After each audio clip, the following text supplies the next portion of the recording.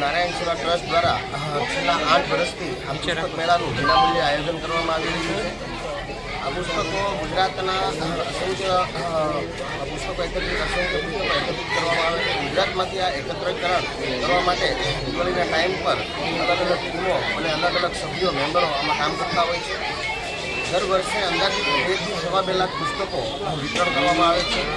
છેલ્લા 8 વર્ષમાં અંદાજિત 14 લાખ પુસ્તકો વિતરણ કરી ચૂક્યા છીએ અને અસંખ્ય બહારની ગામડાઓની સંસ્થાઓ હોય છે, સ્કૂલ હોય, ત્યાં પણ આ પુસ્તકો મોકલવામાં આવે છે અને 30 જાન્યુઆરીના દિવસે આ પુસ્તક મેળાનું વિનામૂલ્યે એક આયોજન કરવામાં આવે છે।